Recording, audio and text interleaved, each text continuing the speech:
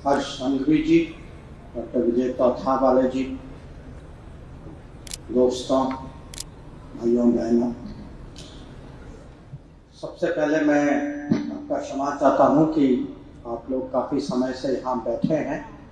मैं सीधा एयरपोर्ट से आ रहा हूँ, रास्ते में भी थोड़ी सी ट्रैफिक थी और मुझे पता है कि हम थोड़ा कार्यक्रम में लेट चल रहे हैं, तो थैंक यू कि आपने इतना पेशेंस दिखाया है और जो जब मैं मंच पे आया जो उत्साह से आपने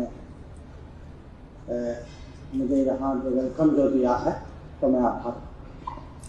अब आप जानते हैं कि करीब 3.5 साल पहले मुझे गुजरात के साथ जुड़ने का अवसर मिला। ये मिला क्योंकि मुझे मंत्रिमंडल का सदस्य बनाया गया और गुजरात के आशीर्वाद से मैं संसद का सदस्य बना। और अगर एक स्टेट है जहां मेरा आना जाना ज़्यादा होता है तो स्वाभाविक है कि ये गुजरात है, और यहाँ अहमदाबाद में वापस आना मेरे लिए एक हर्ष की बात है। मुझे बहुत खुशी है कि मैं वापस आया। अब गुजरात में आना ये खाली ये नहीं है कि मैं यहाँ का राज्यसभा का मेंबर हूँ। मेरे लिए, क्योंकि मैं विदेश मंत्री हूँ, मेरे मन में ये भी है कि गुजरात सबसे ग्लोबल स्टेट, भारत में दुनिया के साथ सबसे कनेक्टेड स्टेट। और अगर आप किसी भी इसकी मेजरमेंट आप जैसे भी आप कर लें कि आयात निर्यात हो या पूंजी निवेश हो या शिपिंग या पोर्ट की क्वालिटी हो और आजकल इनोवेशन हो, और सबसे ज़्यादा भारत की डायस्पोरा जो है, सब में कहीं न कहीं गुजरात का छाप लगा हुआ है।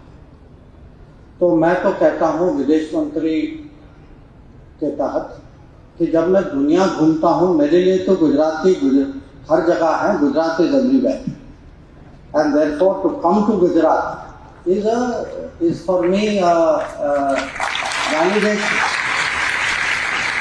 So any foreign minister of India has to come to Gujarat, but of course one who's sent by Gujarat to Parliament will certainly do so. Now that connect, यह स्वाभाविक कनेक्ट है फॉरेन मिनिस्टर और गुजरात का। पर मैं आपको ये भी समझाना चाहता हूँ कि मैं करता क्या। आप पढ़ते होंगे कि कहीं फॉरेन मिनिस्टर इधर गए, ऑस्ट्रेलिया गए हैं, अमेरिका से वापस आए हैं, कल परसों में इजिप्ट में था। अब फॉरेन मिनिस्टर के 2 बड़े काम होते हैं। एक कि दुनिया में भारत का परिचय कराना, भारत के बारे में समझ बढ़ाना, और जो देश में जो परिवर्तन जो हो रहा है, और अब सब जानते हैं कि पिछले कुछ सालों में कितना भारत में चेंज हो चुका है, कि दुनिया को समझाना कि ये न्यू इंडिया है, यहाँ ये चीज़ें हो रही हैं। और ये सबसे ज़्यादा दुनिया की अपेक्षा है कि ये फॉरेन मिनिस्टर बाहर जाएंगे, मीडिया से मिलेंगे, मंच पे जाएंगे, दूसरे फॉरेन मिनिस्टर से मिलेंगे, राष्ट्रपति प्राइम मिनिस्टर से मिलेंगे। तो ये एक किस्म से भारत की मैसेजिंग जो है दुनिया में, ये एक मेरी जिम्मेदारी है। पर दूसरी जिम्मेदारी ये भी है कि दुनिया में परिवर्तन हो रहे हैं। दुनिया में अगर आप दुनिया देखें, और इस पर मैं कुछ डिटेल में आपसे बात करना चाहता हूँ कि मुझे दुनिया को भारत में भी लाना है, भारत में भी समझाना है। दुनिया में अगर कोई परिवर्तन हो, कोई घटना हो, कोई तनाव हो, कहीं अपॉर्चुनिटी हो, चुनौती हो, ये अगर भारत के नागरिक नहीं समझेंगे और खासकर युवा पीढ़ी नहीं समझेगी, तो हमारी समझ जो है दुनिया के बारे में वो अधूरी रह जाएगी।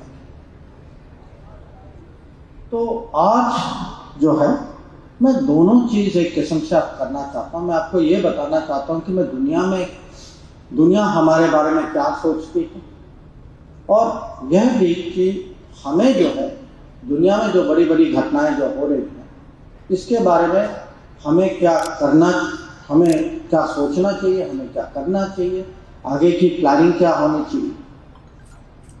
अब इसमें आप जानते हैं कि पिछले 8 साल में जब से मोदी सरकार आई है देश में बहुत बड़ा चेंज आया, और देश में जो अलग अलग योजनाएं जो हैं, जो अलग इनिशिएटिव हैं, डिजिटल इंडिया है, स्मार्ट सिटी है, स्मार्ट सिटीज़ हैं या स्टार्टअप इंडिया है, इसके बारे में आप जानते हैं। पर मैं आपको बताना चाहता हूं कि मोदी सरकार की फॉरेन पॉलिसी भी बहुत एक किस्म से उसमें भी बहुत बड़ी चेंज आई है, और ये चेंज जो है इसके 3 पहलू हैं। एक की फॉरेन पॉलिसी जो है ज़्यादा सिक्योरिटी सेंट्रिक की सुरक्षा केंद्रित बनी। दूसरा की फॉरेन पॉलिसी आजकल हम जो है विकास की परिप्रेक्ष्य से देखते हैं कि देश के विकास के लिए हमें बाहर कैसे पार्टनरशिप बनानी चाहिए, क्या क्या माने बाहर से हम क्या ले सकते हैं जिसके कारण देश की प्रगति और जल्दी। और तीसरा जो है जनहित के दृष्टिकोण से हम देखते हैं कि फॉरेन पॉलिसी जो है people centric, people friendly foreign policy कैसे करें। और जो फॉरेन पॉलिसी में जो परिवर्तन जो आया है, एक तो ये 3 उदाहरण जो मैंने दिए हैं उसके कारण है, पर यह भी है कि उनकी प्रधानमंत्री जो हैं उनकी सोच जो मैं कहूँगा, क्योंकि मुझे भी फॉरेन पॉलिसी और भारत सरकार में 40 साल से ज़्यादा हो गए, तो मैंने बहुत शासन देखे हैं, और मैं कहूँगा कि जो उनका जो विजन है पर डिलीवरी भी है। तो मैं कहता हूँ लोगों को कि हमारे लिए 10 वीक्स का भी फॉरेन पॉलिसी है, 10 मंथ्स का भी फॉरेन पॉलिसी है, और 10 ईयर्स का भी फॉरेन पॉलिसी, और ये सब साथ ही साथ चलते हैं। तो हमें जो है एक किस्म से प्लानिंग भी करनी चाहिए, प्रिपरेशन भी करनी चाहिए, और साथ ही साथ प्रोग्रेस भी करना चाहिए, ताकि हम जो है वो 10 साल का विजन जो है उसको लेके आगे बढ़े। और जब मैं 10 साल की बात करता हूँ, मुझे पता है कि हम लोग जो है अब हमारा ये समय है, हम जितना योगदान कर पाएंगे हम कर पाएंगे, पर 10 साल की जिम्मेदारी जो है, सोच हमारी भला, विजन प्रधानमंत्री का, पर 10 साल की जिम्मेदारी जो है वो आप लोगों की। तो चलिए इस बैकग्राउंड में हम थोड़ा फॉरेन आजकल जो दुनिया में जो हो रहा है उसको हम एनालाइज करते हैं। मैंने आपको कहा कि दुनिया भी बदल रही है, और ये बदलावट जो है इसके 2 बड़े उदाहरण हैं। एक तो कहते हैं राइज ऑफ चाइना, कि आज जो है चाइना, अगर आप इकोनॉमिकली देखें, पॉलिटिकली देखें, मिलिटरली देखें, चाइना एक किस्म से इकोनॉमिकली तो अब दुनिया की नंबर 2 कंट्री, सबसे दूसरी बड़ी इकोनॉमी बन चुकी है। और साथ ही साथ इसी समय में अमेरिका का जो दुनिया के साथ जो रिश्ते जो हैं, ये रिश्ते भी बदल रहे हैं। कि जो पुरानी जो अमेरिका जो पहले जिस तरह से उनका व्यवहार था, जो उनकी कमिटमेंट थी, वो अमेरिका अब नहीं है। ये अमेरिका, एक नई अमेरिका हमारे सामने आ रही है। पर ये एक किस्म से आपको लगेगा कि ये कोई इंटरनेशनल रिलेशंस का एनालिसिस में दे रहा है। तो मैं आपको वो घटना बताना चाहता हूँ जो आपको बिल्कुल छू जाती है, कि जिसके साथ आप जल्दी रिलेट कर पाएंगे। और ये बहुत बड़ी घटनाएं हुई हैं पिछले 2-3 साल में। सबसे बड़ी तो इसमें कोविड की। अब आप सब सोचते होंगे कोविड जो है, कोविड महामारी है, हेल्थ की प्रॉब्लम, हम में से एक नहीं होंगे जिसका कोई ना कोई अथवा मैं खुद कोविड हुआ होगा, मुझे 2 बार हुआ था, या आप किसी को जानते होंगे, सबके घर में कुछ न कुछ तो कहीं ना कहीं तो हमें चोट पहुंची होगी। पर आप ये भी सोचिए कि कोविड का प्रभाव जो है फॉरेन पॉलिसी पे बहुत ही गहरा प्रभाव, कि कोविड के कारण आप 2020 याद करिए कि बाहर से जो सामान आता था वो बंद हो गया। जो हम लोग जो चीज़ों पर हम भरोसा करते थे उस पर उस समय हम भरोसा कर नहीं पाए। कम से कम हम ऐसे देश थे कि हमारा खाना पीना जो है हम बाहर से नहीं आता था, पर बहुत छोटे देश थे तो उनके लिए तो खाने पीने में भी प्रॉब्लम थी।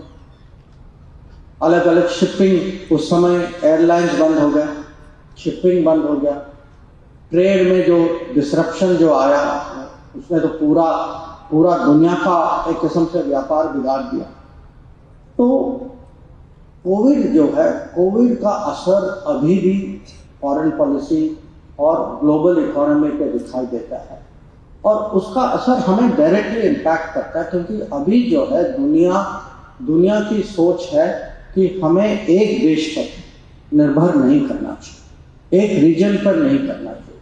तो दुनिया चाहती है कि कोई भी चीज़ अगर एक देश में बने, अब 2 या 3 या 4 में बने। जैसे कि अब मुझे पता नहीं आप में से कितने लोग आईफोन यूज करते हैं। एक समय में आईफोन खाली चाइना में बनता था, अब आईफोन भारत में भी बनने लग गया। आईफोन 14 जो है साथ ही साथ जैसे चाइना में बन रहा है उसी समय भारत में भी बन गया। और अब इसकी क्रेडिट जो है, जो भी आप कहें, भारत सरकार को जाती तो है कि हम लोगों ने जो है एप्पल और उसके पूरे सप्लायर्स को हम भारत ले आए। पर आप फॉरेन पॉलिसी के दृष्टिकोण से देखिए कि एक बड़ी कंपनी को लगती है कि हम एक देश, एक इकोनॉमी, एक रीजन पे पूरा डिपेंड नहीं करते।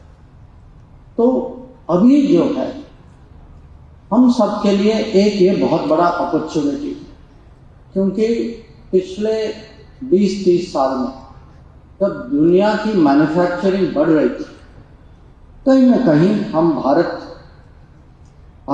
के नागरिक जो हैं, भारत की, मैं कहूँगा हमारे बिजनेस वाले भी हैं, भारत की सरकार भी, हम कहीं पीछे रह गए थे इसमें, कि जो मैन्युफैक्चरिंग की जो अपॉर्चुनिटी जो थी हमने इसका पूरा लाभ नहीं उठाया।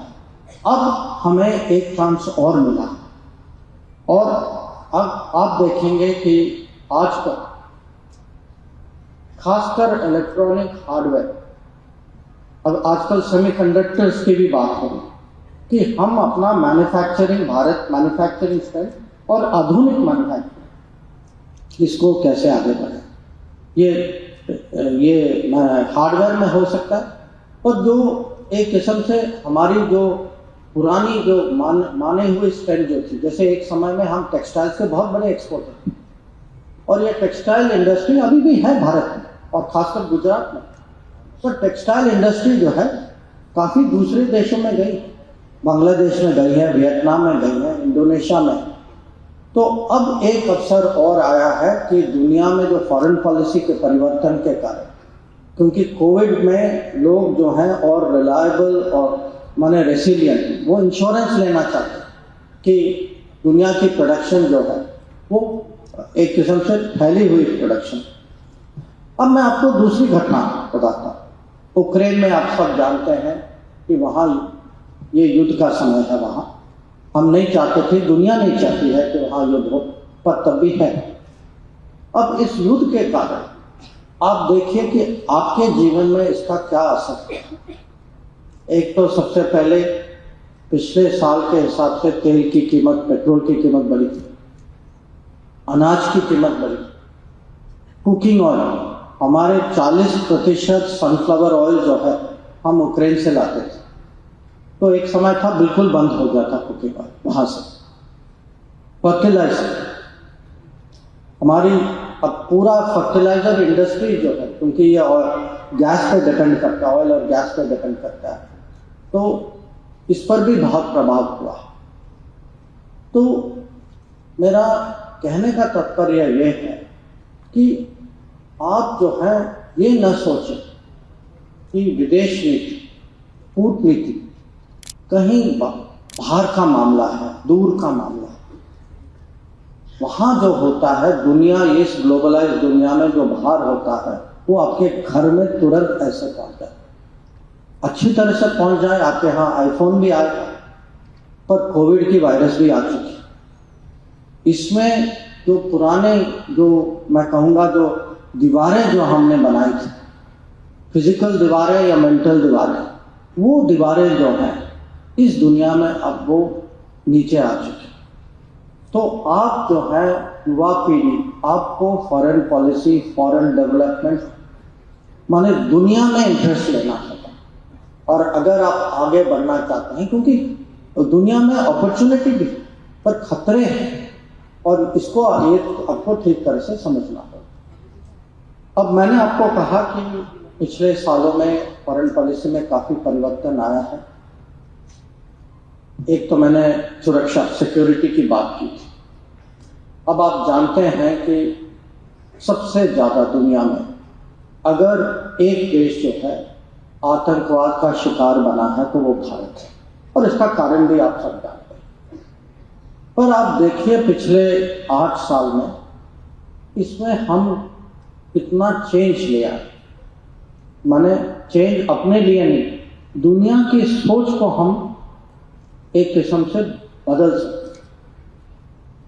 तो एक तो जब भी हमारे यहाँ आतंकवाद की घटना हुई तो पिछले साल, अब मुंबई की कहानी तो देश भी जानती है, दुनिया भी जानती है, पर आप देखिए जो मुंबई में हुआ और इसको कंपेयर करिए जो उरी में हुआ और जो पुलवामा में, और उससे ज़्यादा मैं आपको क्या कर सकता हूँ कि आप देखते हैं कि सरकार की सोच, सरकार की पॉलिसी, देश की पॉलिसी अब कितनी बदल चुकी। या आप देखिए कि आजकल लद्दाख में वहाँ सीमा में पिछले 2 साल से तनाव है, और हमारे लोग, हमारी सेना जो है कोविड के बावजूद, क्योंकि ये हुआ था जब हमारे यहाँ कोविड की उस समय माने तुरंत बहुत स्पाइक थी उस समय, कोविड के बावजूद जो है हम अपनी फौज वहाँ सीमा में ले तो जाए, पर हमने 2 साल से ज़्यादा वहाँ उनको सपोर्ट किया। और आपको समझना चाहिए जब हम सीमा की बात करते हैं, हम 10,000 फुट से 20,000 फुट की सीमा, इस ऊंचाई पर आज हमारे जवान जो है देश की वहाँ सुरक्षा कर रहे। और आप सोचिए कि इसके लिए एक तो उनका बलिदान, पर ये भी सोचिए कि देश में जो है देश की हिम्मत और सरकार की आत्मविश्वास कि हम जो हैं वहाँ अगर सीमा में चुनौती हो कि हम इसका मुकाबला कैसे करें। या मैं आपको उदाहरण एक और देता हूँ। 2015 में हमने बांग्लादेश के साथ बहुत सालों के बाद एक लैंड बाउंड्री एग्रीमेंट की सीमा पे जो है हमारी सहमति हुई, और हम जो है बॉर्डर को माने नक्शे पे नहीं, हकीकत में जमीन हम जो है उसका लाइन जो है आपस में सहमति हुई, और ये बांग्लादेश के साथ अब बॉर्डर जो है ये सुरक्षित है।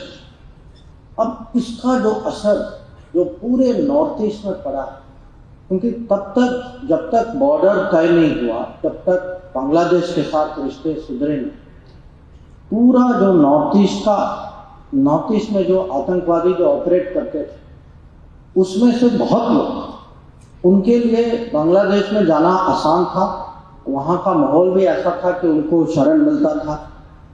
अब इस इनिशिएटिव के कारण बांग्लादेश के साथ रिश्ते तो बहुत अच्छे हैं, उससे ज़्यादा हमारे नॉर्थ ईस्ट स्टेट्स में जो शांति जो आई है, जो आतंकवाद जो खत्म हुआ है, आजकल अगर आप नॉर्थ ईस्ट के बारे में कहीं आप टीवी में देख रहे हैं, पता नहीं आप में से कितने लोग वहाँ टूरिज्म या कुछ और कारण के लिए गए। ये सब जो है उस एग्रीमेंट के कारण हुआ।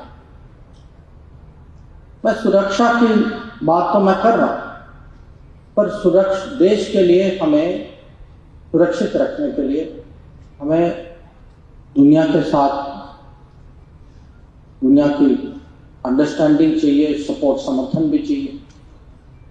पर क्योंकि हर देश, बड़े देश भी हर चीज़ नहीं बनाते, हमें दुनिया में जितना ज़्यादा टेक्नोलॉजी मिल सके, हथियार मिल सके और जितने ज़्यादा ऑप्शंस देश उतना ज़्यादा सुरक्षित। और मैं फॉरेन पॉलिसी का एक किस्म से सफलता का मैं अगर कोई मैट्रिक मैं देता हूँ, ये है कि आज भारत जो है, अमेरिका हो या रशिया हो, फ्रांस हो या इजराइल हो, हम जो है सब बड़े सप्लायर्स, जहाँ भी टेक्नोलॉजी है, जहाँ भी देश की सुरक्षा के लिए हमें हथियार चाहिए, आजकल कूटनीति के कारण, हमारी विदेश नीति के कारण हमें जो है वो एक्सेस करने में हमें कभी कोई कठिनाई नहीं। अब देश की प्रगति के बारे में मैं कुछ शब्द कहना चाहता हूँ। हर देश का फॉरेन पॉलिसी जो है वो उसकी कोशिश होती है कि बाहर से जितना भी आप पूंजी निवेश लाएं या टेक्नोलॉजी लाएं या बेस्ट प्रैक्टिसेस ले आए, ये सब लोग करते हैं। हम लोग जो है पिछले 8 साल में ज़्यादा कर रहे हैं, फोकस के साथ कर रहे हैं, प्लानिंग के साथ कर रहे हैं। पर एक तो इसके बारे में बात करना है, प्लान बनाना है। कभी कभी आप जानते हैं सरकार में प्लान में कागज में ही रह जाते हैं। आप गुजरात राज्य में इसका एक उदाहरण देखेंगे और देखेंगे अगले कुछ ही साल में ये बुलेट ट्रेन प्रोजेक्ट, या आप देखें, मैंने ये फोन और इलेक्ट्रॉनिक हार्डवेयर, कंप्यूटर प्रोडक्शन की बात की। आप हमारे प्रोग्राम्स देखें, स्मार्ट सिटी या नमामि गंगे, इन सब में, डिजिटल इंडिया, इन सब में दुनिया के साथ कनेक्ट करने में हमें कितना फायदा है कि हमें बाहर मार्केट भी मिल जाता है। और आप जानते हैं कि पिछले साल हमारा एक्सपोर्ट जो है वो ऑल टाइम है, $440 बिलियन ऑल टाइम है। तो बाहर कनेक्ट भी हो जाता है। और जैसे मैंने कहा कि अगर जब ये यूक्रेन में युद्ध हुआ और हमारे यहाँ कुकिंग ऑयल की शॉर्टेज हुई और उस समय इंडोनेशिया ने एक्सपोर्ट पे प्रतिबंध लगा दिया था, तो हम गए, आप यकीन नहीं करेंगे कि तेल लेने के लिए, कुकिंग ऑयल आज भारत के लिए अर्जेंटीना और ब्राज़ील, साउथ अमेरिका से भी लाते हैं। और ये लाते हैं क्योंकि हमारी वहाँ पहुँच है, हम जानते हैं लोगों को, हम सरकार को मना सकते हैं, हम कंपनियों के साथ काम करते हैं। तो अगर आप विकास की बात करें या जो रोज आपका जो ईज ऑफ लिविंग, जो छोटी चीज़ हो, बड़ी चीज़ हो, देश की हो, आपके व्यक्तिगत डिमांड, फॉरेन पॉलिसी जो है आपके जीवन में, और कभी कभी हो सकता है कि आप जानते नहीं कि इसका प्रभाव आपके जीवन पे क्या है। पर मैं पीपल सेंट्रिक के बारे में भी बात करना चाहता हूँ। कोविड के समय में बहुत सारे देशों ने कहा कि अब जो हुआ है, अगर हमारे नागरिक बाहर हैं तो हैं। मोदी सरकार ने विदेश से हम लोग भारत में वंदे भारत मिशन में 70 लाख भारत के नागरिक वापस लाए, और ये वर्ल्ड रिकॉर्ड पूरे दुनिया के इतिहास। आज तक एक देश में जो इतनी संख्या में अपने नागरिकों को वापस ले पाए, और जो नहीं भी आए, जैसे आप जानते हैं कि खाड़ी में बहुत ऐसे श्रमिक थे जो अपना ना तो रोजगारी छोड़ पाए उनको वापस आने की शुरू में सुविधा थी, उनको भी हमने वहाँ सपोर्ट जो देना था वो दिया। पर मैं जो हूँ मैं आपको एक किस्म से क्राइसिस का समय बता रहा हूँ। आपको ये भी जानना चाहिए कि हमें ये नहीं है कि संकट आए और तभी सरकार आपके बारे में सोचे।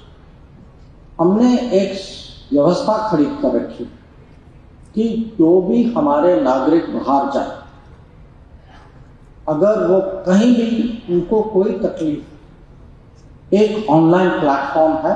और मैं आप सबको कहता हूँ, क्योंकि आप में से बहुत लोग बाहर जाएंगे, कभी कोई तकलीफ हो, एक तो आप सबसे नज़दीक राजदूतावास को कांटेक्ट करिए। और मैं ये आपको लिख के देता हूँ कि उनका जो एटीट्यूड जो है पिछले 8 साल में पब्लिक के बारे में इतना बदला कि आपके लिए आप बस कुछ कहिए, आपके दरवाजे सब वहाँ खुले।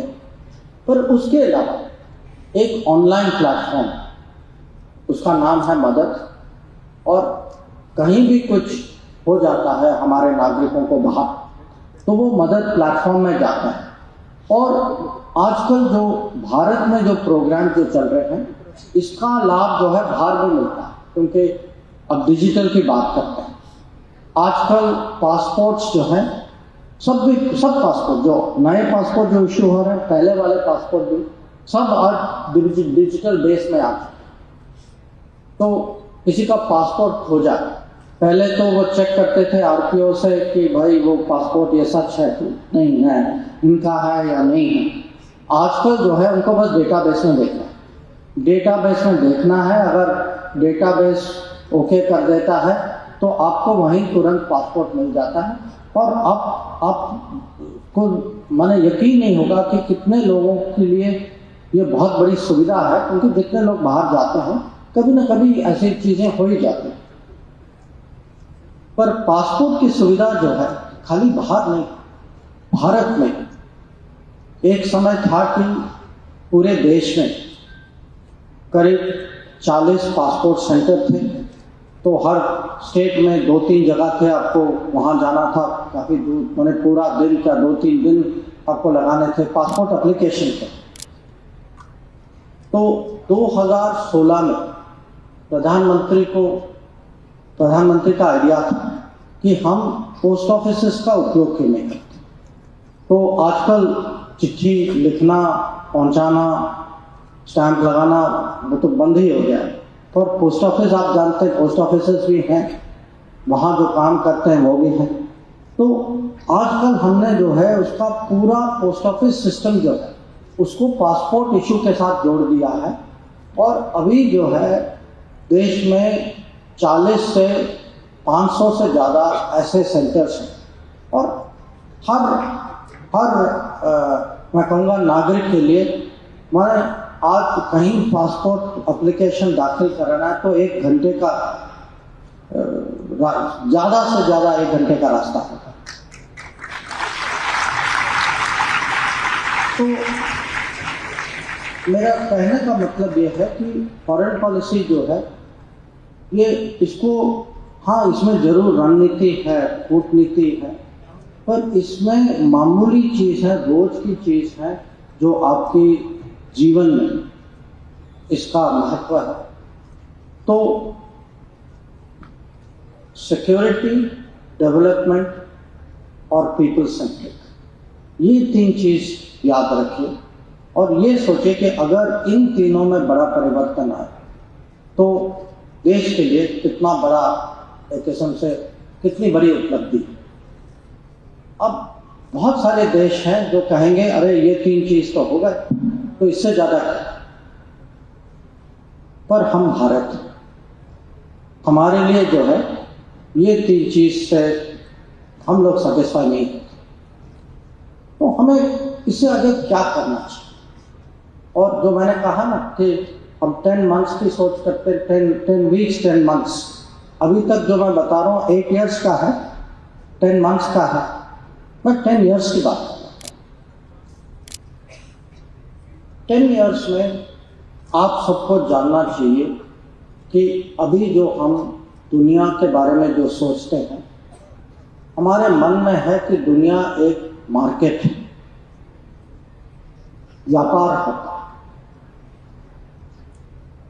आयात निर्यात धंधा, लोग बाहर जाते हैं, कभी कभी लोग जाते हैं रोजगारी के लिए जाते हैं, कुछ लोग जो हैं हमारे बहुत रिश्तेदार भी होंगे इसमें जो पढ़ाई के लिए जाते हैं, वहीं बस गए हैं।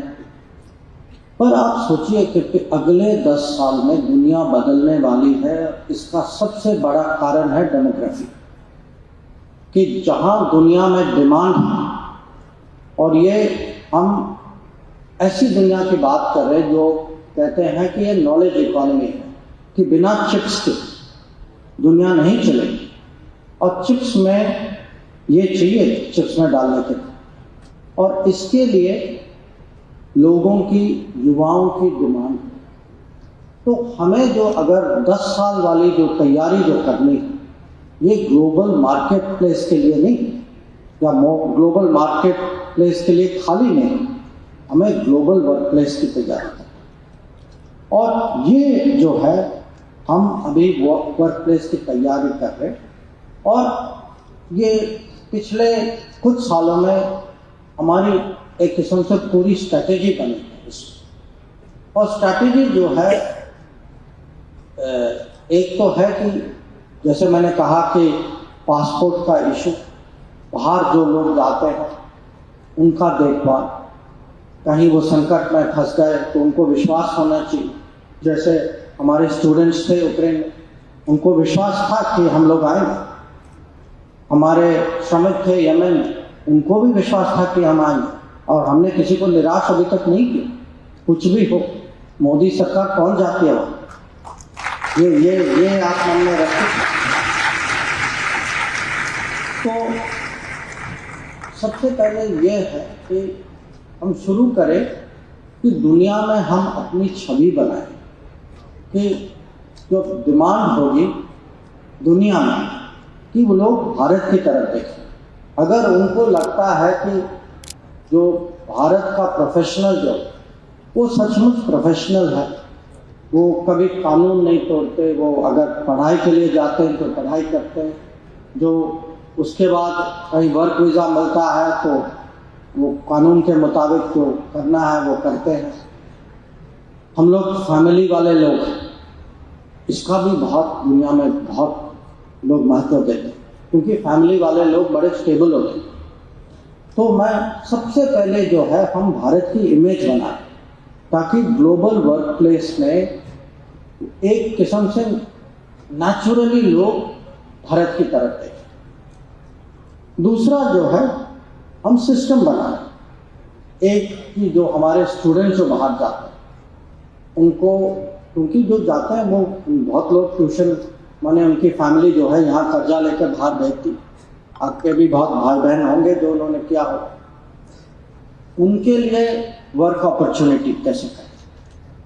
फिर आजकल जो है दुनिया के साथ, विकसित देशों के साथ खासकर, हम जो है अभी वर्क अरेंजमेंट्स कि वहाँ काम करने का अवसर हमारे लोगों को मिले, ऐसे एग्रीमेंट्स अब यूके, फ्रांस, पोर्चुगल, जापान के साथ हो चुका है। मेरी अपेक्षा है कि कुछ ही दिनों में जर्मनी के साथ भी होगा। तो हमें जो है दुनिया में एक किस्म से टैलेंट दिखाने का, स्किल अप्लाई करने का, ये अवसर जो है भारत सरकार अपनी युवाओं को देना चाहती है, क्योंकि हमें पूरा भरोसा है कि देश की टैलेंट जो है अगर पूरे दुनिया ग्लोबल इकोनॉमी के सर्विस में आए तो देश का भी भला होगा और ग्लोबल इकोनॉमी भी आगे बढ़ेगी। अब ये तो मैं अपने बारे में बात कर रहा हूं। आप दुनिया की परिप्रेक्ष्य से देखिए, ये कोविड के समय में अगर हमारी एक छवि बनी है, ये है कि हम फार्मेसी ऑफ द वर्ल्ड बन चुके हैं। मैं पिछले महीने यूएन गया था, और आप जानते हैं कि देश में करीब 190 देश पूरे दुनिया में, 190 में से 160-170 न्यूयॉर्क पाए जाते हैं, वहाँ तो यूएन भी है और न्यूयॉर्क है, तो सब लोग, किसी को आने में तकलीफ नहीं होती वहाँ। अब आप यकीन नहीं करेंगे कि 170 में से मैं एक हफ्ते में करीब मैं 100 विदेश मंत्रियों से मिला था, और इसीलिए 100 नंबर रह गया क्योंकि मैं बाकी लोगों को मैं अकोमोडेट नहीं करता। और मैं जानता हूँ कि वो जयशंकर से मिलने नहीं आए, वो भारत के विदेश मंत्री से मिलने आया, वो मोदी जी के विदेश मंत्री। इसीलिए आप है, कभी कभी आप एक YouTube का हो सकता है आप लोगों ने कुछ देखा हो, हम ये इनके प्रेशर में हम लोगों ने एक फंक्शन की थी, करीब देश के दुनिया के 7-8 विदेश मंत्री जो, और वो खड़े होकर वो बता रहे हैं बाकी लोगों को कि कोविड महामारी के समय में भारत ने हमारे लिए क्या किया था। ये आपको सुनना चाहिए, क्योंकि अगर मैं अपना गुण गाऊं तो वो अलग बात है, ये आप किसी और से सुन रहे हैं, और ये बहुत कभी कभी बहुत दूर के देश, इनका कोई माने ऐसा वेस्टेड इंटरेस्ट नहीं है भारत। तो एक तो हमने अब फार्मेसी ऑफ द वर्ल्ड की छवि बना ली, दूसरा जो है जो वैक्सीन जो हमने दी थी, तो वैक्सीन मैत्री के बारे में आपने सुना होगा। देखिए, दुनिया में लगता है कि ये देश जो है ये अपने चुनौतियों के बीच में कहीं ना कहीं हमारे बारे में भी सोचता है, और ये मैं आप कहूँगा कि दुनिया को लगता है कि भाई जो भी आप कहें, पैसे हो या नहीं हो, ये अपनी मुसीबत में हो या नहीं हो, ये दिल वाले लोग हैं जो हमारे बारे में भी सोचते हैं। और ये ऐसे देश हैं जिनके नज़दीक और वैक्सीन पड़ी थी, कुछ ऐसे देश हैं जो विकसित देश के नज़दीक थी और वहाँ से वैक्सीन नहीं आई, क्योंकि वैक्सीन था, दिल नहीं था। तो ये जो है आपको समझना चाहिए कि आज भारत के बारे में दुनिया क्या सोचती। डिजिटल, अब पिछले काफ़ी 20-30 साल से हमारी ये पहचान है कि हम बैक ऑफिस दुनिया के आईटी लीडर हैं, और सच भी है। पर पिछले 3-4 साल में जो डिजिटल डिलीवरी जो हुई है दुनिया में, कि महामारी के समय, कोविड के समय में, कि हम 80 करोड़ लोगों को प्रधानमंत्री अन्न योजना में राशन दे पाए, 40 करोड़ लोगों के बैंक अकाउंट में जनधन योजना के कारण पैसे डाल पाए, 25 करोड़ लोगों को आवास योजना में घर देते, करीब अभी 20 करोड़ लोग हैं जो आयुष्मान भारत का लाभ उठाए, 40 करोड़ लोग होंगे जो किसान सम्मान निधि का पैदा हो रहा है, और ये सब हो रहा है। मैं अभी मैं इजिप्ट से आया, 2 दिन पहले मैं था वहाँ, और वहाँ भी हर सरकार चाहती है कि प्रजा का भला हो, सबके यहाँ प्रोग्राम्स, पर सबसे ज़्यादा मुझे जो प्रश्न पूछे गए कि भाई आप प्रोग्राम, आपका बड़ा देश है, आपकी आबादी इतनी बड़ी है, आप प्रोग्राम चलाते हो, हम भी पढ़ते हैं, अब ये समझाइए कि इसमें करप्शन के साथ आप कैसे डील करें। और मेरे 2 उत्तर हैं, 2 शब्द, नंबर 1 डिजिटल, नंबर 2 मोदी। क्योंकि अगर आप डिजिटल डिलीवरी जो है, हो सकता है कि कहीं ना कहीं ये नहीं है कि बिना गलती या हर चीज़ हर वक्त रूल के मुताबिक ही जाए, पर एक बार आप डिजिटल में आ गए ना, डिजिटल जो है आपको सीधे रास्ते पर रखती है। कुछ आप गलत काम भी करें उसका कहीं ना कहीं उसका ट्रेसिंग तो होता है। तो अभी जो है अगर मैं कहूँ कि जो विकासशील देशों में सबसे ज़्यादा जिज्ञासा भारत के बारे में क्या है, ये हमारे डिजिटल डिलीवरी प्रोग्राम में है। और ये भारत की जो पहचान, जो छवि जो बन चुकी है कि हम आईटी वाले थे, अब हम सचमुच डिजिटल सोसाइटी बन चुके। ये एक बहुत बड़ा परिवर्तन। मैंने शुरू में ये भी कहा था कि हमें अब चांस मिल रहा है कि हम मैन्युफैक्चरिंग को एक बार और बढ़ाएं देश में। इसके लिए सरकार के कुछ प्रोग्राम्स हैं। मैंने आईफोन का जिक्र किया था, पर आप कोई हो सकता है कि आप जाने या नहीं जाने कि आजकल देश से हमारे जो है एग्रीकल्चर एक्सपोर्ट कि गेहूं, चावल, फल, फूल, ये चीज़ भी एक्सपोर्ट है। और जो अगर हम अपने किसानों को ऐसा सपोर्ट दें जो उनको मिलना चाहिए। आज यहाँ आने के पहले हमारी कैबिनेट की मीटिंग हुई थी और जो बड़ा निर्णय जो लिया गया था वो रबी क्रॉप की एमएसपी की थी। और अगर हम अपने कृषकों को उतना सपोर्ट दें कि वो, क्योंकि पूरी दुनिया उनको सपोर्ट, अपने अपने लोगों को सपोर्ट देती, और इसमें हम सालों से पीछे रहते हैं कि एग्रीकल्चर सेक्टर को अगर सपोर्ट दिया जाए, हम फार्मा पावर भी बन सकते हैं, डिजिटल पावर भी बन सकते हैं, मैन्युफैक्चरिंग पावर भी बन सकते हैं, और मैं कहता हूं कि हम एग्रीकल्चर पावर भी बन सकते हैं। पर सबसे ज़्यादा जो हमारी पावर जो है वो ब्रेन पावर है, और ब्रेन पावर जो है आप लोगों की पावर। आजकल जब मैं यूनिवर्सिटी जाता हूँ, और मुझे यूनिवर्सिटी जाने का शौक, मुझे भी वहाँ जाकर लगता है कभी कभी उम्र घट जाती है, दूसरों के बीच में कम से कम एवरेज जो है कहीं कम हो जाती है। और मैंने एक ट्रेंड देखा है, 5 साल पहले आप कहीं भी जाए ना, आपको कहेंगे कि ये हमारे सबसे अच्छे स्टूडेंट हैं, और अच्छे स्टूडेंट हैं। मैं अच्छा स्टूडेंट नहीं था तो मुझे इतना उनके बारे में शौक भी नहीं है, पर वो कहेंगे ये हमारे गोल्ड मेडलिस्ट, ये सबसे अच्छा ये करते हैं। आजकल मैं देख रहा हूँ कि लोग कहते हैं कि ये जो है ना, इन्होंने ये इनका पेटेंट, इनका इनोवेशन।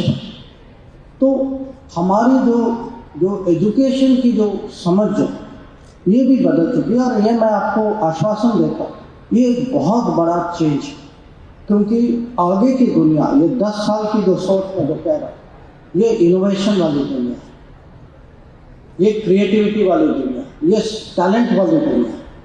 तो जैसे अब आपने देखा होगा कि हमने पिछले 2 साल में पूरे ड्रोन पॉलिसी के कारण, अब लोग ड्रोन की ऐसे बात करते हैं जैसे पहले पता नहीं पतंग की बात करते हैं, कि लोगों को लगता है कि भाई ये मेरे पहुंच में है। तो ये दुनिया है, पर हमें जो हम आगे की सोचते हैं, हमें कभी नहीं भूलना चाहिए कि हम भारत हैं, एक सिविलाइजेशन स्टेट है, हमारी विरासत है, हमारी संस्कृति है, और उसकी भी आजकल पहचान बढ़ रही है। पूरी दुनिया हमारे साथ योग दिवस पे साथ ही साथ वो भी योग करते हैं।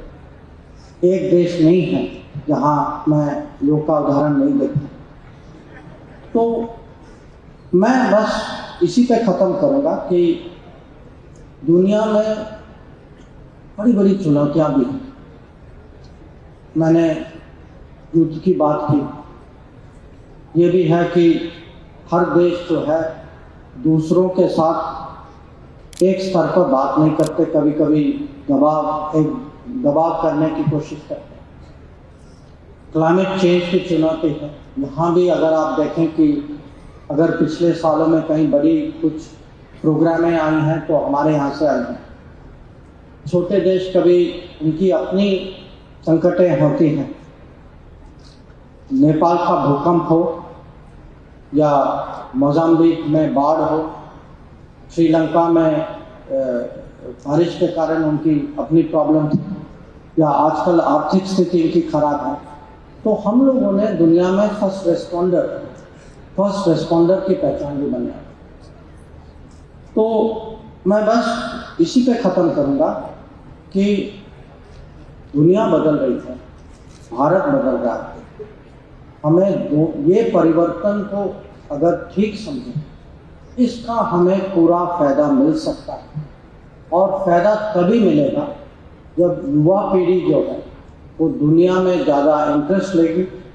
तो मैं आपको इतना कहूँगा कि जो भी माध्यम से आप दुनिया के साथ जोड़ सकते, जो टूरिज्म कर पाएँ वो करें, जो यूट्यूब देखें वो देखें, जो माने किसी भी तरह के फिल्म हो, कुछ भी हो, दुनिया में आप इंटरेस्ट लीजिए, क्योंकि दुनिया आपके लिए अवसर भी है, चुनौती भी है, कभी कभी खतरा भी हो सकता है, पर यह भी है कि भारत एक किस्म से दुनिया जो है आजकल इंडिया रेडी हो चुकी है। दुनिया चाहती है कि भारत और करे, और ये मैं आपको कह सकता हूँ कि दुनिया हम करेंगे। और अगले साल में, अगले 10 साल में मुझे पूरा विश्वास है कि आप लोग जो है जब अपनी जिम्मेदारी निभाएंगे तो भारत जो है अपनी जगह दुनिया में लेगा। Thank you very much.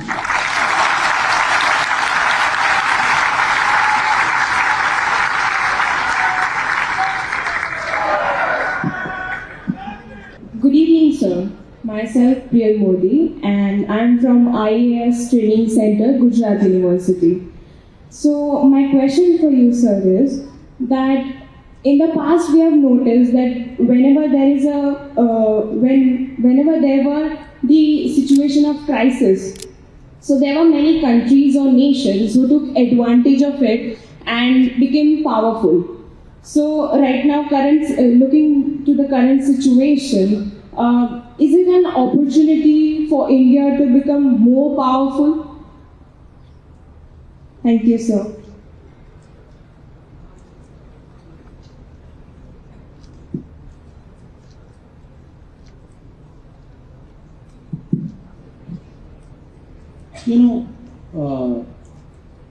It's okay, I can do it in English.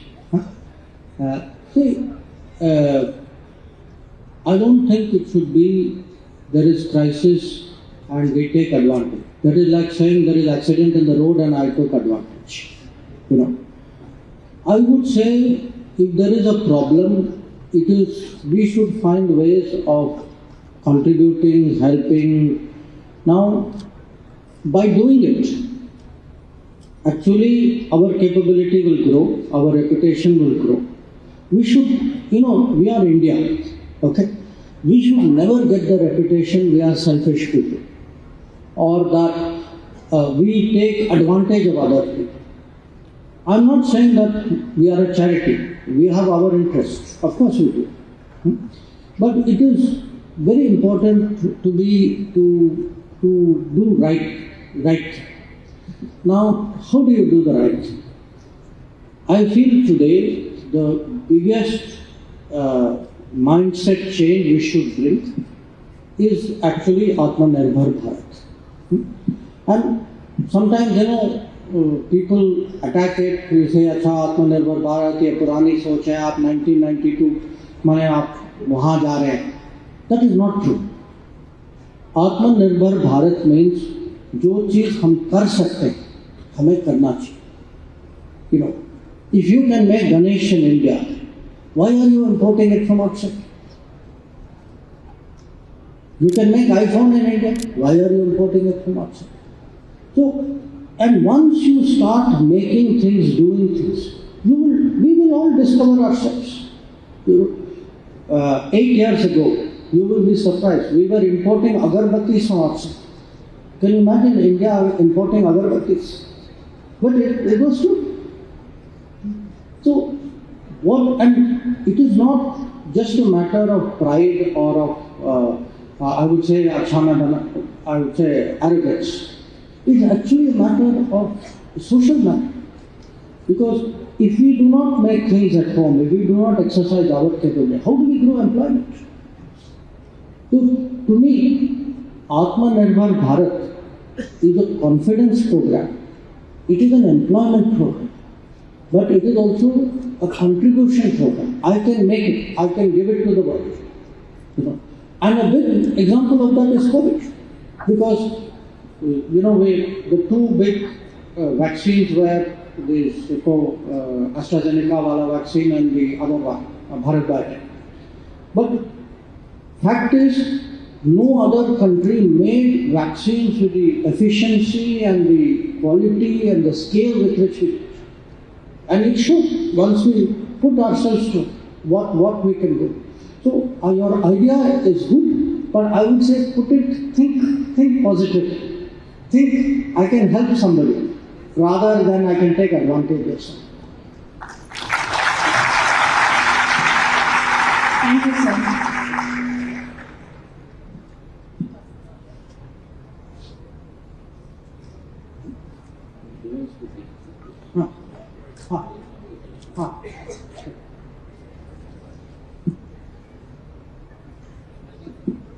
अब मैं जिनका नाम बोलूंगा वो तीनों स्टूडेंट वन बाय वन खड़े होंगे, तीनों अपना क्वेश्चन रिप्रेजेंट करेंगे. Sir will answer collectively to all of three. ठीक है? ध्रुव मूड first of all. Vedant Khakadiya એ પણ ઊભા તો થઈ જ જાઓ અને માઇક ત્યાં સુધી પહોંચાડી દો.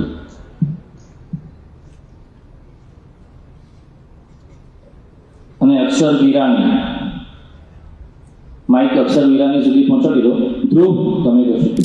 Hello sir, myself Dhara Mode. I'm in from IS Training Center, Gujarat University. So my question is, what measures have India taken to safeguard its interest in Indian Ocean? Thank you, sir. Okay. Vedant Khakadia. Good evening, sir. My name is Vedant Khakadia. I am from Gujarat Technological University, GTU. I am national level gold medalist in football and international player. Sir my question is अभी सब trend चल रहा है youth में कि abroad study के लिए जाना है और फिर वो वहीं सेटल हो जाते हैं. Sir in future there is it may be a problem for India because youth are the backbone of the India.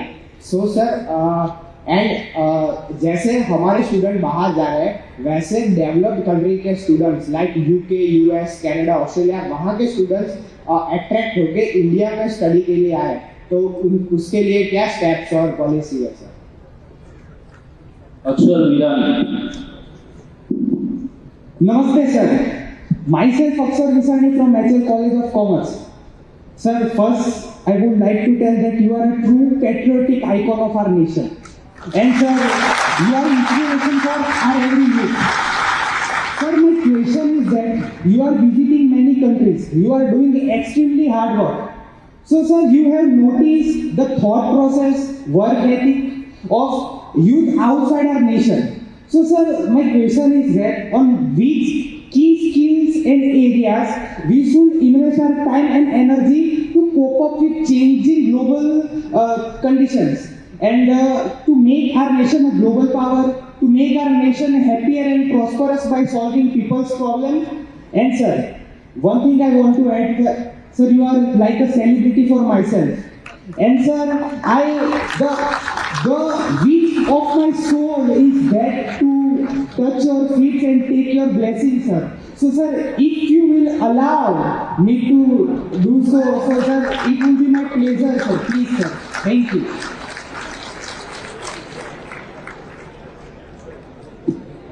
Thank you for that thought. I don't want you to do that. I will come to you. But let me start with the first question, Indian Ocean.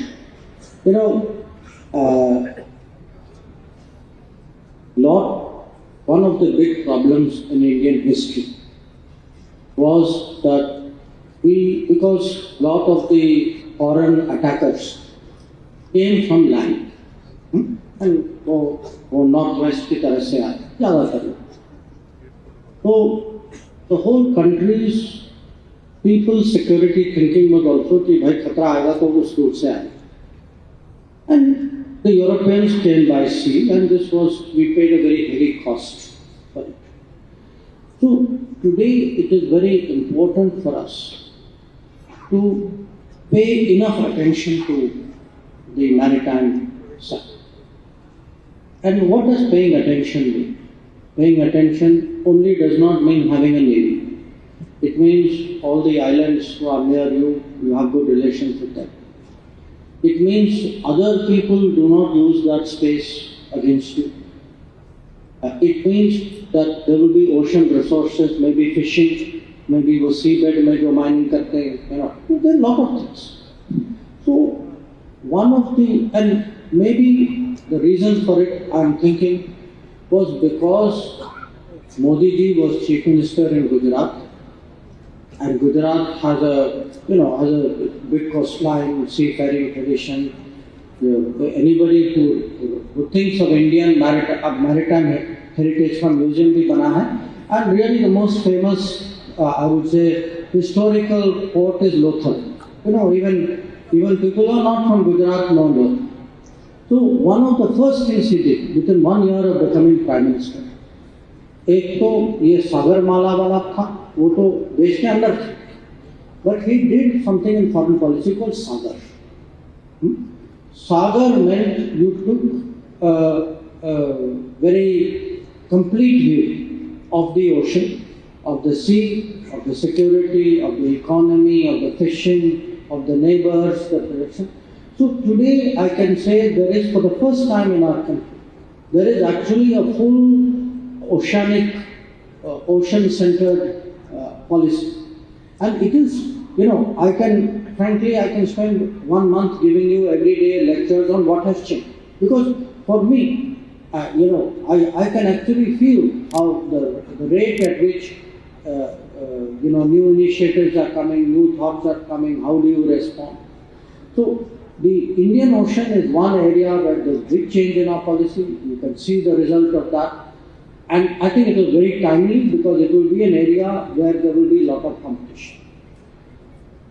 Second question, आपसे जो आया था सवाल कि first of all I want to tell you I like your tracksuit. I also have similar tracksuit.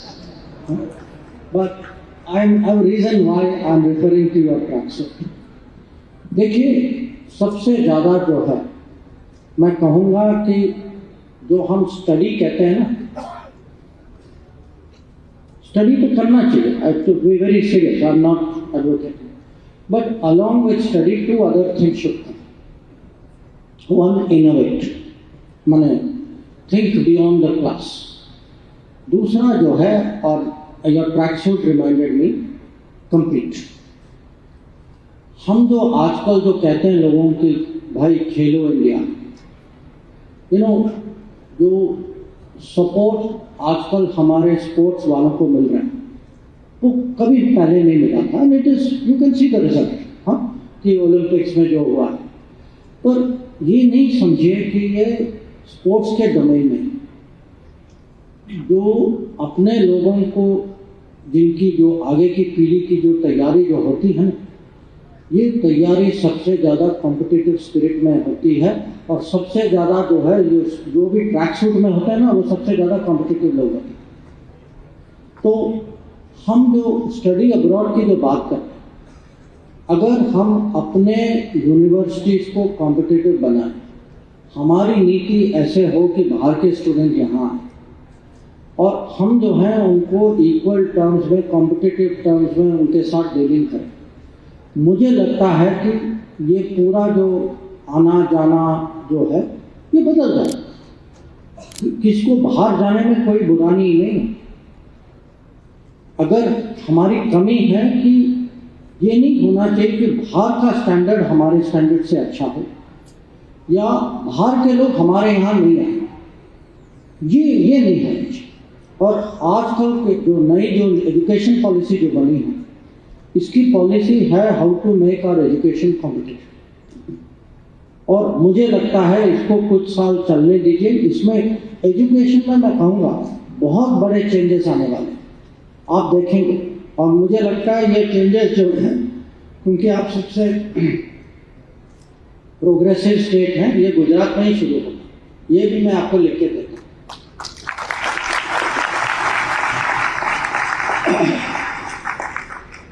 जो आपका जो सवाल जो था this global, how do you prepare for global, in a way I answered it. whatever is happening in the world, please follow. Set yourself global standard. When you are thinking of something, look for the best in the world and make that your goal.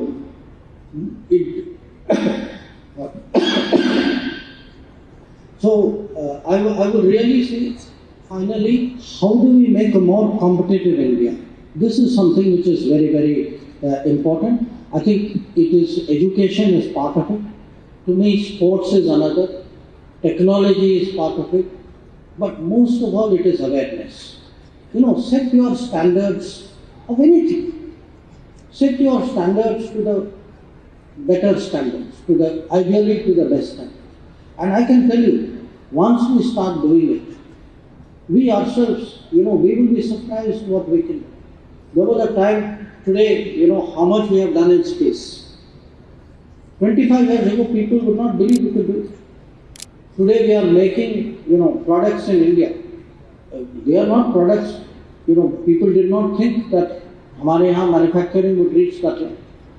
So, ultimately, you can strengthen your competitive spirit. To me, that is really what will make our nation a great nation. Next group of two is Rishikesh Rawal. Next, Hemai Soratia. Hemai Soratia. Okay, so she's not here? Well, no problem. Next, Smith Adalaja.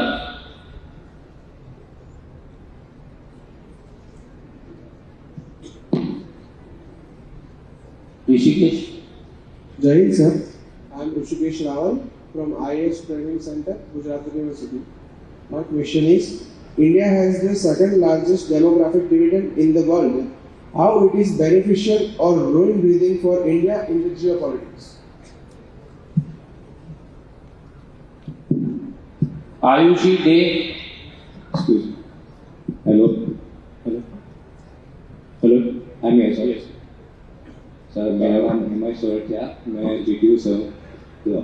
अभी हमने recently देखा कि Russia और China अपनी खुद की currency पे trade कर रहे हैं, तो हम यूपी पे कभी आ पाएंगे ट्रेड करने के लिए, और क्या डीडोलराइजेशन पॉसिबल है या नहीं? Hello, Ayushi Day. Just meet Adalja here. Where are you? Yes, here. Okay, like, please ask. Sorry. Very good evening to you, sir. I'm Smith Adalja from College of HL, and I'm very obliged to meet you. मेरा question है, what do you think about the healthy relationship of India with our neighboring countries, specifically China, Pakistan, Sri Lanka, and Nepal? Is it lost? Thank you.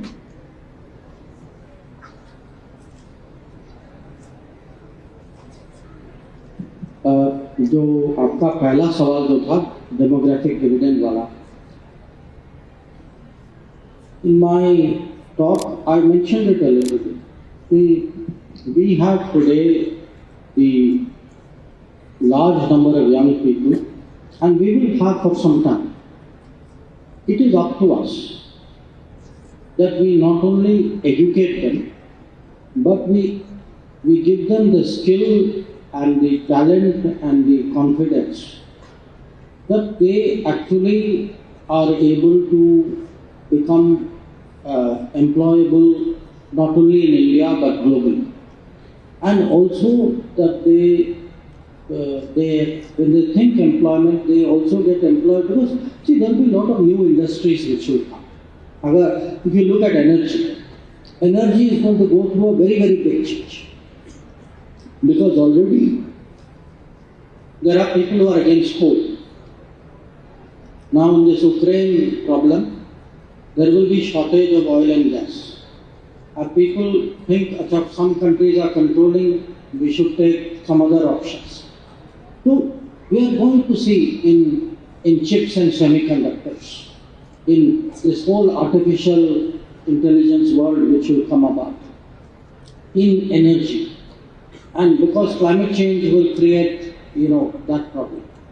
So industries will come, new employment will come as a result.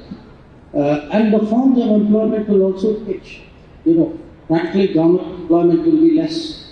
My own sense is idea of small, medium enterprises will grow in this country.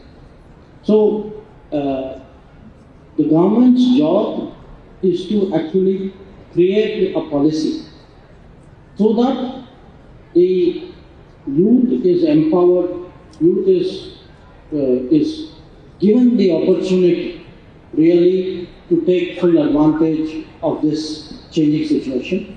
But in many parts of the world, Japan has given us 22 areas where they are saying we don't have people. If these people learn Japanese and we are prepared to teach them Japanese, we are prepared to employ these people. Now, you are going to see more of this. I'm sure in Europe, because you look at the population of Europe and look at the economy of Europe. Economy is like this, population is like this. So, this gap किसी न किसी को तो भरना ना. So, and remember one thing, those who speak multiple languages, we tend to think, okay, English speaking is very good. And I say this because as someone because I've tried to learn a little bit of other languages also. Foreign languages generally are useful. It doesn't have to be only English. In fact, I've been to some language universities. I see a lot of people learning Japanese. I see people learning German. These are also skills which will make you more employable.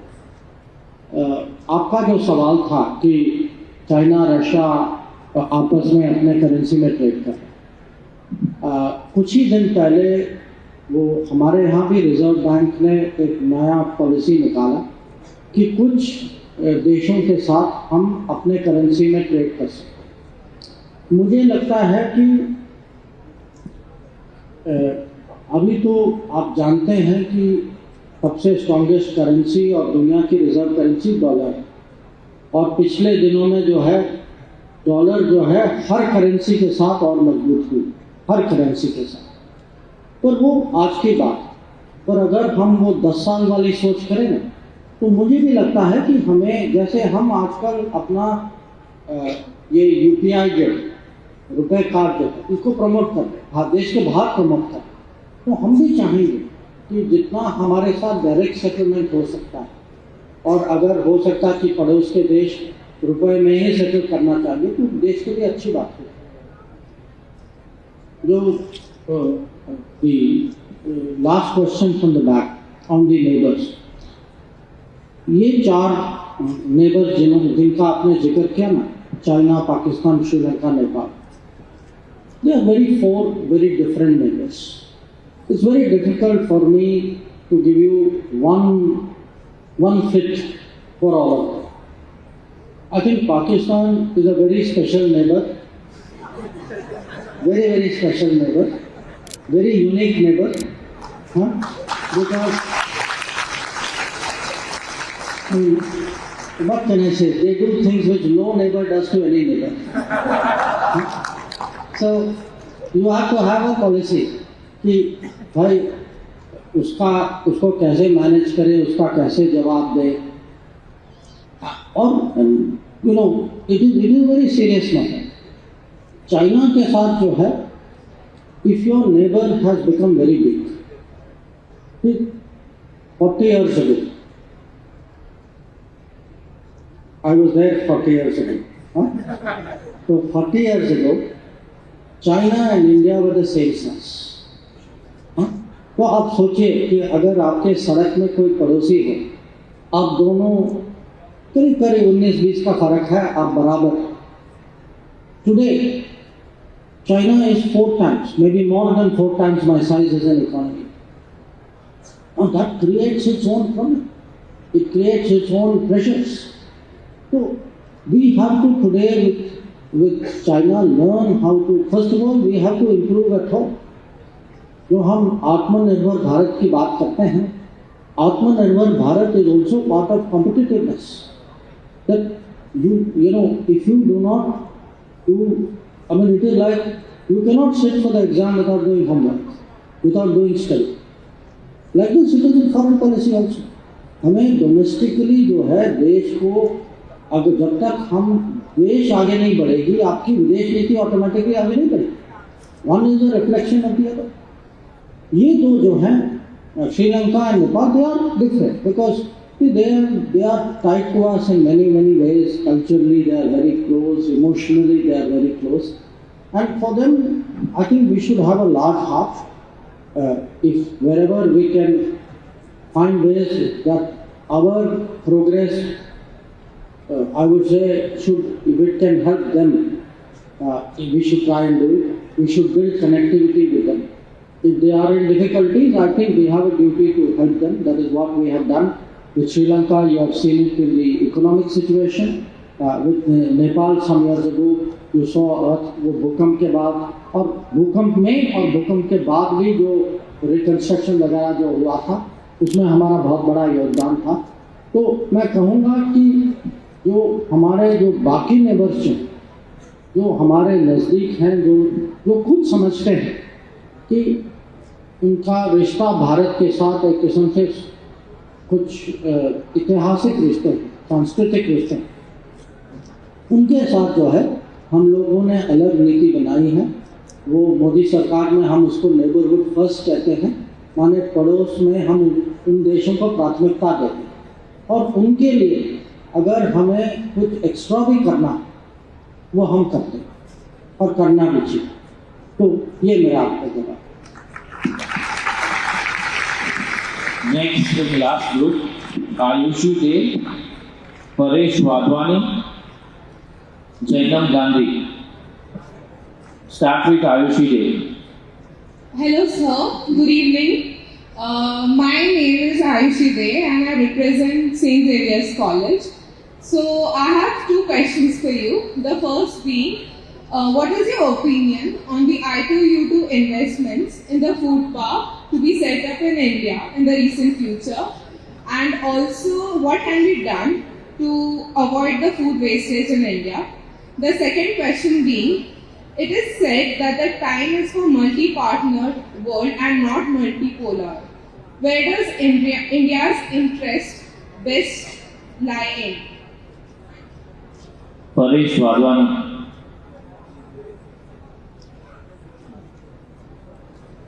Jainam Gandhi. Hello, sir. Here. Sir, my question is quite simple. During this pandemic era, we adopted protectionist policy and boosting indigenous production. For instance, Atmanirbhar Bharat. According to you, isn't it barrier for foreign investment in India? How do you see? How do you use your diplomacy for convince foreign investor?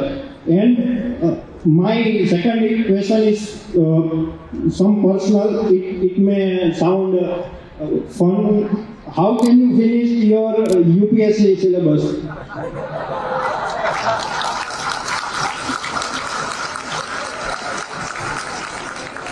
Okay, so one person is not here. Ramesh Naik. So you can take 3 questions together. Ramesh Naik. Good evening, sir. I am Ramesh Naik from Gujarat University. In Cold War era, USA support China group to counter USSR, and now they support India to counter China's rise. And we have good relations with USA at present. So my question is that after 2 to 3 decades, when India will be global power with second largest economy, the future of India-US relation will same as present US-China relation because of the US always want to maintain its hegemonic unipolar world.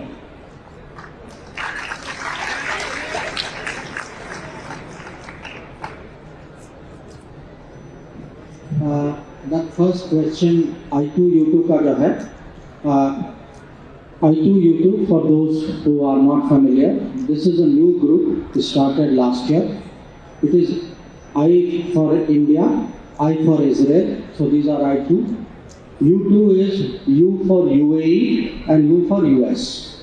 So these four countries came together last year. And so far, they have agreed on 2 projects. And actually, both projects are in Gujarat. One is a food corridor, and the other one is hybrid renewable energy park. Now, you have to understand why we are doing a food corridor. Why are they interested in a food corridor? You know, during COVID, during lockdown, everything was shut. But there were countries who were, even for food, they were importing from us. Many of the countries in the Gulf were importing from us. And there were people, Indians in those countries, because the total Indian population in the Gulf is somewhere between 70 to 80 lakhs. So during that period, even though there was a lockdown, we made an effort to make sure that food supplies were kept up. As a result, we actually built a very good reputation in the Gulf. Today, Gulf countries are worried कि पता नहीं अगला Covid कब आएगा, कुछ और आ सकता है, may be supplies will be cut. जैसे अच्छा ये रिलायबल यहाँ पार्टनर है, इनके साथ अगर हम कॉरिडोर बनाएं, then at least our food insurance, you can say, is achieved. So for me, this is a very important project because if the first project is successful, first food corridor successful, I think there are a lot of other possibilities, especially with the Gulf and with Israel. Israelis are also very deeply involved in it. The second question, साथ ही साथ की multi partner होना चाहिए. I will only say, आपने तो ये सबका साथ सबका विकास तो सुना ही होगा, तो ये फॉरेन पॉलिसी में भी चलता है कि अगर आप सबका साथ माने जितना साथ दे सकते हैं और जितना साथ वो भी देने के लिए तैयार हैं, तो जितने पार्टनर्स आपके होंगे उतनी आपकी प्रगति ज़्यादा होगी, आपके हित आगे बढ़ेंगे. तो we should have, we are a very big country. We are not a country, and the last question related to that. We are not a country which should be tied to some other country. We are too big for that.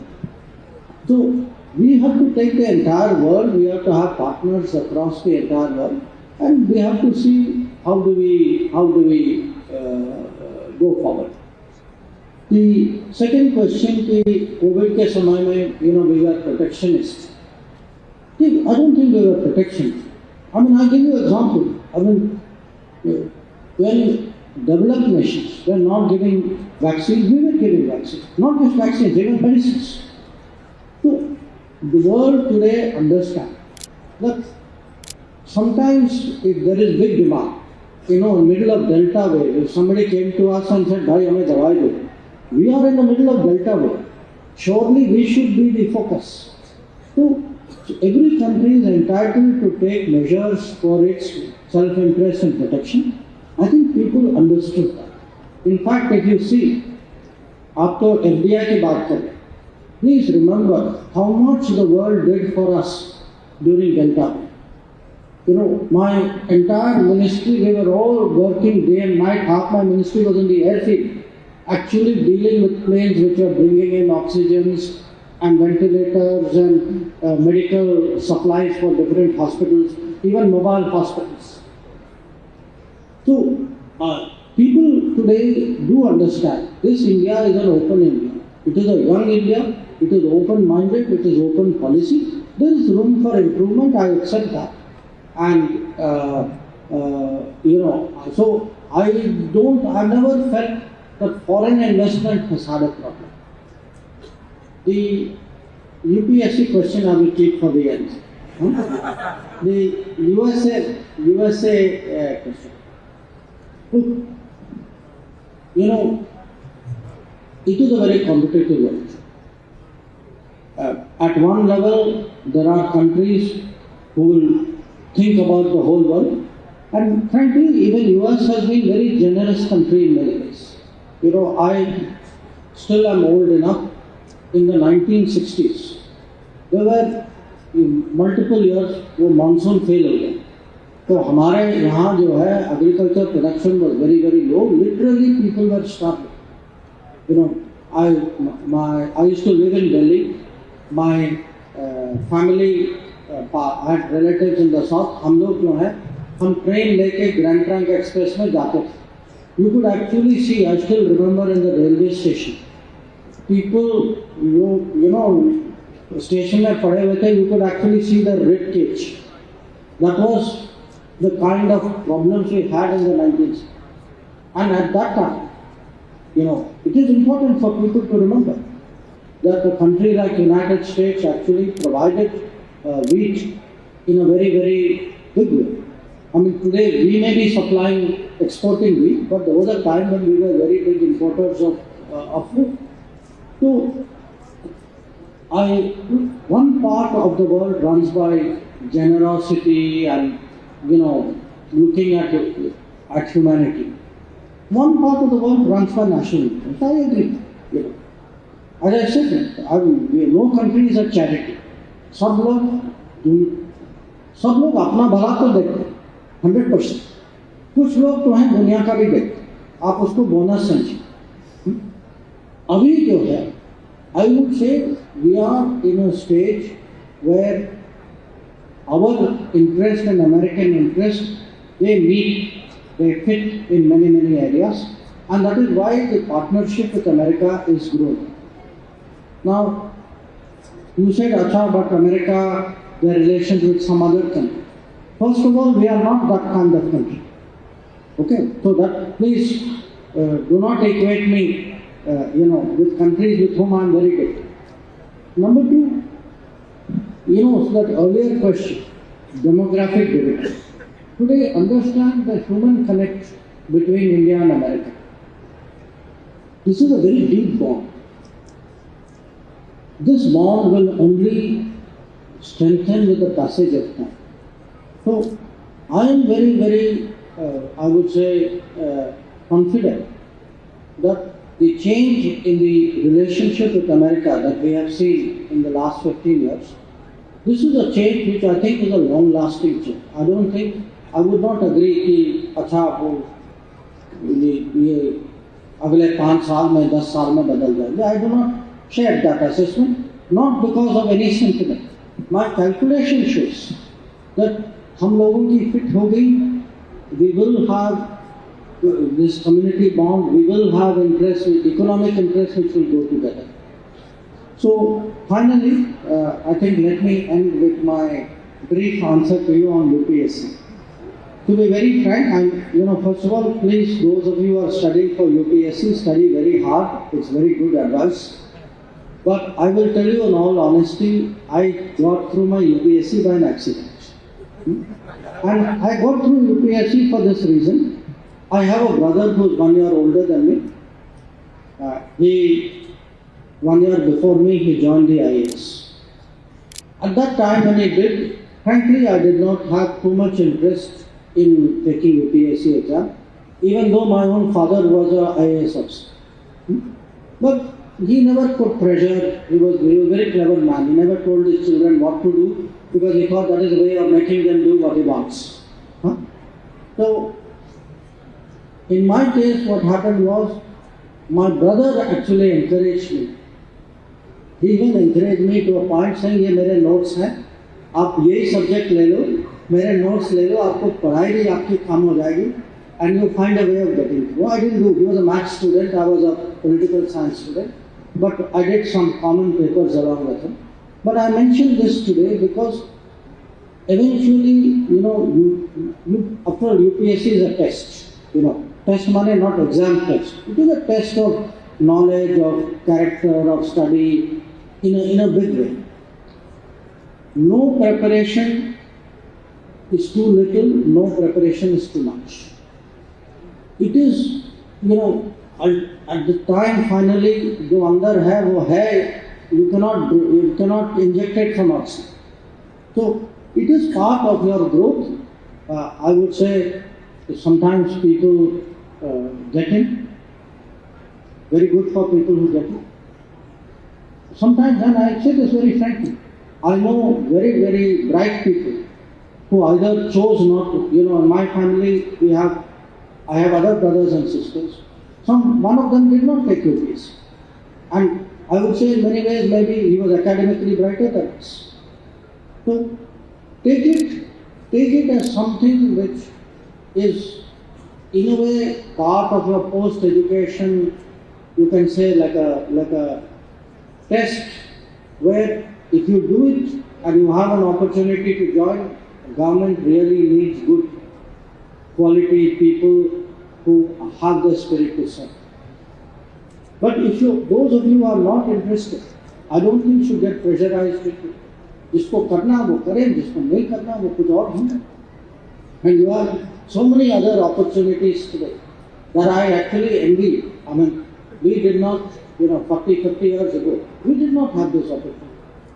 So, therefore, I do not know what is your intention. If your intention is to sit for the exam, my very best wishes. Thank you, sir. Thank you so much.